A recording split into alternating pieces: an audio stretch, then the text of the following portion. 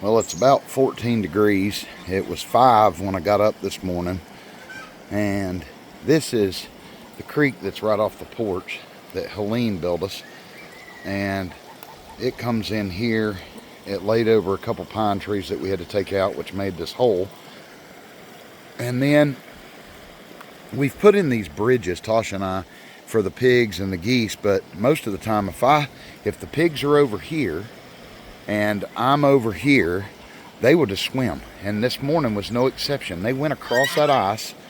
They went across this bridge, but then instead of going down to the other bridge, they just bulldozed their way through that ice over there to eat.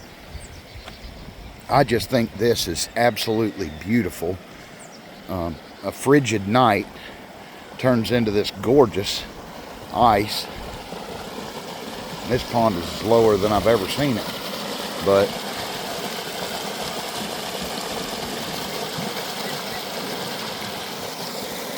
in the summertime we'll put a trampoline out here, and it's a floating trampoline. It's right there. It got busted yesterday with all the winds, the day before yesterday, and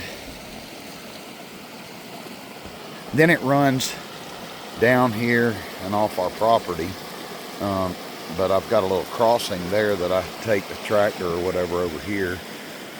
We're still cleaning up from Helene. You can see all these rocks. They weren't here before. This was all pasture at one point. And my neighbor lived right over here where you see, I don't know if you can see that chimney, but there's a chimney. They had a log cabin that was there for decades, and it washed away and got horribly damaged in Hurricane Fred, and then Helene finished it off. Hurricane Fred was in 2021, and water came through here at 8.5 foot deep.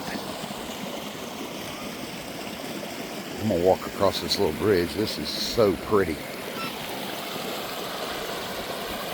Look at the ice on the bottom of the, I don't know if you can see that, but the ice crystals growing on the bottom is just beautiful. Now it's sunshiny and we have very little wind right now, so maybe 1 to 2 miles an hour. Yesterday we were blowing at 30 miles an hour. It was miserable out here. And you can see where animals have fallen through. That's our pigs, I'm sure, and then turned around and went back. So, nope. But they went across here this morning to come over and eat. They just bulldozed right through it. And the geese stayed huddled last night at 5 degrees. They didn't go in their shed, didn't go into, I made them a makeshift thing out of the trailer and put stuff in there for them. They've gone in there, but they didn't go in there last night. They just stayed out here in the water and they huddled up. There's the ducks. Everybody survived. We had one dang incident, and I'm gonna show you. I'm going to have to clip in a video here for you because we caught it afterwards. Let me get rid of this phone call. So look how pretty this is. It's like a dang postcard if you lived with the Clampets. So they're squawky, noisy. Noisiest animals we have on the farm. Noisier than the donkeys. Then, over here, last night, we've got some chickens that, I know they have tiny brains and stuff, but they'll stay out in that cold. So last night, 5 degrees, those guineas and some chickens, they just roost all up in this tree. And then across the top of that, over that tarp, you see all that poop on the tarp? That's guinea and chicken poop. And then all up in this tree they roost. Now they've got 3 different enclosed and halfway warm chicken houses. One there, one I just showed you, and then there's one on the back side of the building. I keep this laser light going at night because we had owl problems and possum and raccoons, and so the laser light is like a Christmas light, and it just makes decorations in the trees, but just turns out to just be dots everywhere, green and red dots. Well, it's worked. for months now. It's worked in protecting our animals. And now Miko, our dog, our Pyrenees, she can protect from coyotes and stuff like that. But all these morons, they sleep up here, all in this tree and up across there. Well, last night, Tasha caught on video, she heard a bunch of squawking, and caught right over here, there was a chicken already dead. And, well, there's her little greasy spot right there. And the chicken was dead, and there's the head, okay? So, or a piece of the head. That is from an owl, and it's the biggest owl I've ever seen.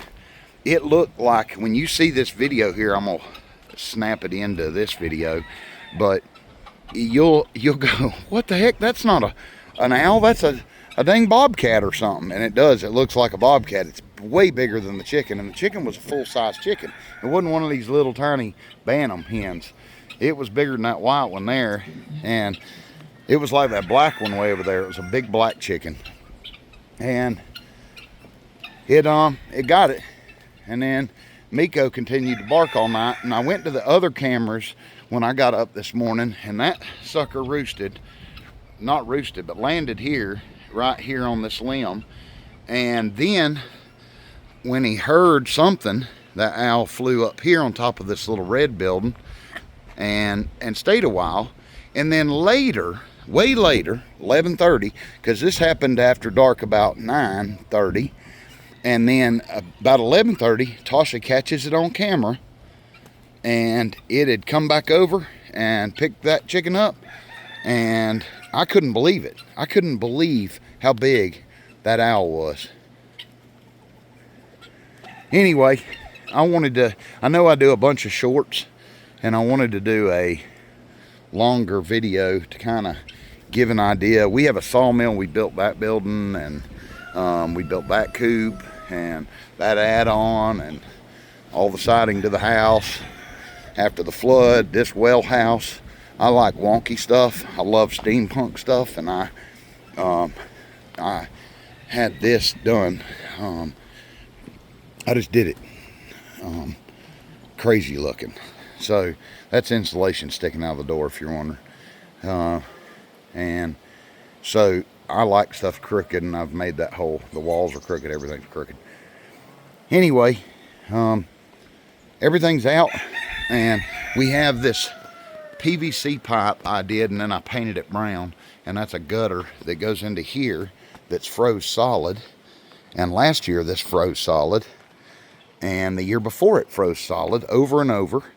And this thing is held up so good, this Vivor tank.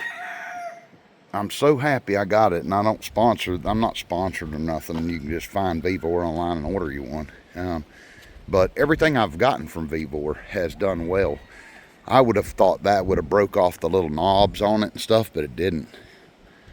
This is the chicken coop that was most recent. Last night, new folks came in here and slept because it was so dang cold, but not the chickens in this tree over there.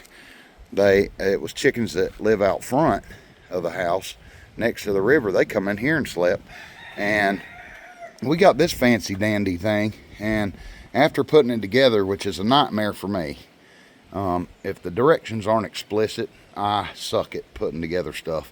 Anyway, got it together. I built it into this shed, and they don't lay their eggs in it. They lay it all in the corners and in the straw. They don't even use the dang thing. It's just nuts.